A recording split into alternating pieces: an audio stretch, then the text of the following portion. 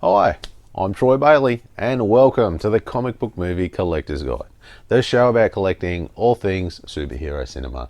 And today we are looking at Electra Woman and Dyna Girl, the 1976 TV show.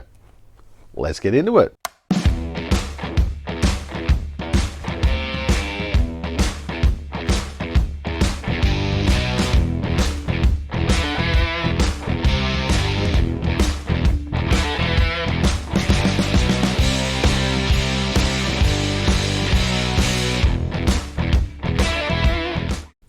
Electra Woman and Dyna Girl is a live-action superhero television series that appeared on the ABC television network.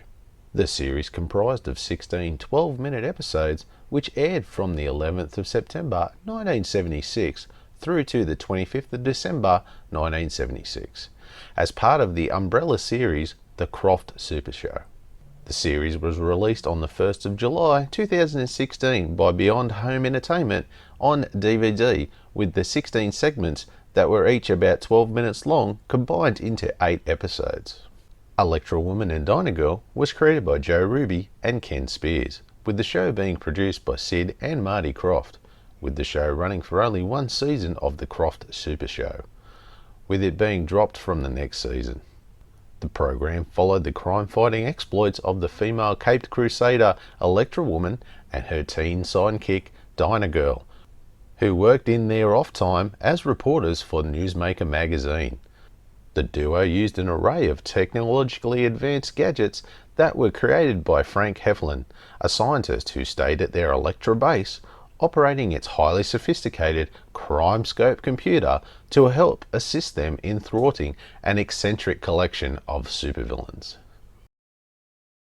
The disc in case, so I have the DVD here. I believe it's only in DVD anyway. Nice looking cover. I like the picture they chose. This is obviously from a photo shoot they did back in the day. As you can see on the back, that's from that photo shoot. If you look on the internet, you'll see them everywhere. But yeah, not a bad picture to go with for that start. And of course, the side is pretty good. I like that on the spine, not too bad at all. And the back, not a lot going on, but still looks good. Matches up with everything else. And then as far as the disc goes, pretty basic, but at least it's in color. Very happy with that, so not too bad at all. Overall, not bad, and it suits the style for what they're going for. So for this one, I'm probably going to give this a 7 out of 10. The story and the script. So the stories for each of the episodes were very formulaic. You start off with Laurie and Judy. They're out somewhere reporting for a news story for the newspaper, and then they get interrupted and they have to go to the ElectraBase. And of course Frank's there and he's like, hey, I've come up with this new item for your Electracoms, which usually is the thing that saves them at the end of the episode. A villain and a henchman show up to execute a plan, and then Electra Woman and Dyna Girl have to go and capture the villain. But of course they get captured and they lose their powers, and they get free somehow without their powers. Then their powers come back and then they capture the villain, and credits. Every episode is like this to a T. It's all the same with just a different villain swapped in and out.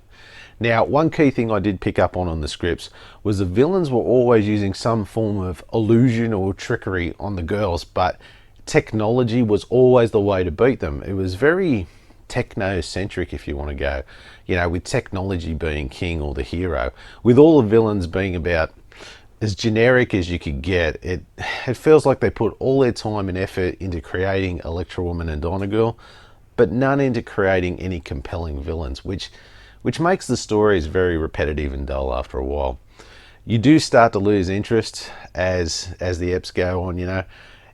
You kind of know exactly what's going to happen almost to the second. It was like clockwork. So unfortunately with that, I'm only going to give this a 10 out of 30. From page to screen. Now, these characters aren't actually based on any other source material, but they are a real product of their time, very much inspired by the Batman 66 series. Say for instance, Electra Woman as your Batman, that older, more experienced hero. Dyna Girl as your Robin, that younger sidekick who, mate, she had some Robin-like sayings at times. usually fighting a villain and their henchman or woman of the week in an episode that was split into two, and it's campy as all buggery. It is a carbon copy of the Batman 66 show with just a smaller budget and kind of dumbed down for the kids even more. Though the costumes were basic enough, the one thing that really got me was the girls' Electracoms. They were like a brick on their wrists. They were massive, and they even wore them when they were Laurie and Judy, and at no point did anyone around them go, "What are those?" Because, oh my god, those things stuck out like sore thumbs. Those things were massive. Anyway, but what I was surprised with, even with the, say, campy nature of it all, the actors were relatively good, you know, in their roles, even if the script wasn't much chop at all. With the likes of Deirdre Hall as Laurie / Electra Woman, Judy Strangis as Judy / Dyna Girl, and Norman Allen as Professor Frank Heflin. Overall, pretty standard stuff for your kid shows of the 70s. So with that, I'm going to give this an 8 out of 20. Okay, special features. Well, unfortunately for this, in the way of special features, I'm afraid there is nothing here. A little disappointing, but I don't think really they would have produced anything. It might have been nice to have a little bit of an interview with the original ladies who did the characters and sort of a bit of a retrospective. That would have been a nice little touch. But anyway, unfortunately, because this is special features and there is none, you know what that means. I'm going to give this a score of 0 out of 10. Critics review. Now, the critic score came in at 0 and the audience score was 0 on Rotten Tomatoes, as no one at all has left a review. But there was a score over at IMDb, and that was 6.8 out of 10, which I think is a little high, but yeah, you get a few fans high on nostalgia, and there's your score with that. Anyway, so if we round it all up, it gets us a score of 7 out of 10. My review. So look, I was only a toddler when this came out here in Australia, and I can't remember even it like ever being on TV here as like, say, some of the other Sid and Marty Krofft shows like HR Puff and stuff, which I did see in reruns on an early Saturday morning TV.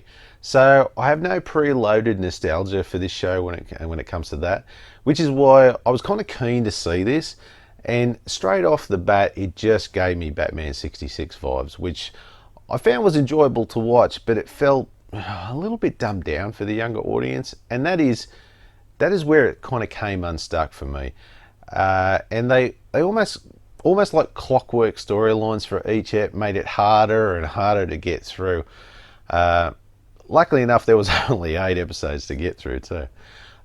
So there are some aspects of it that I like, but it's a victim of its time, unfortunately.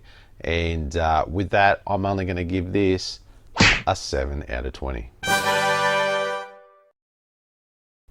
Final thoughts. So first up is collectability, and if we look up on the collector scale, I would say this would be more for, say, your completist collector like myself, or maybe someone who used to watch the show as a kid and loved it, as you may watch it once, but there's no real rewatch value here for any of your average comic book fans.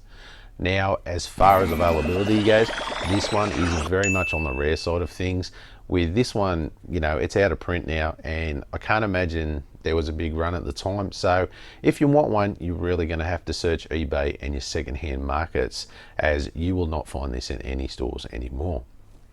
Now, as far as your average price goes, you are really looking anywhere from $39 to $85 on DVD, and it's going up in price. It was only around the $40 mark for ages, and then when I checked it for this video, the value has just skyrocketed up to about $85 in recent months. So there's also no Blu-ray and of course no 4K HD as of this video. Now for the final score, we get a grand total of 39 out of 100. That's not a great score, but I think it's a fair one. If you're looking for some 70s nostalgia, then this is for you. Otherwise, I I'd probably give it a miss, as this is no Batman 66. Electra Woman and Dyna Girl. Thank you so much for watching. I really hope you enjoyed this episode. And if you did, why not hit the like, subscribe and notification buttons, as it really helps the channel out. And I really do appreciate it. Thank you very much to all of you who already have. Also, let me know in the comments down below if you remember this show from back in the day, or if you're lucky enough to have a copy in your collection. Also, if you want to request anything, you want a review, or you want to see something else on the show, please, by all means, you can contact me by email at comicbookmoviecollector@gmail.com, or you can hit me up on the socials at comicbookmoviecollector on Facebook, Instagram and Twitter. All the links will be down below. Thanks again for watching, and I'll see you next time.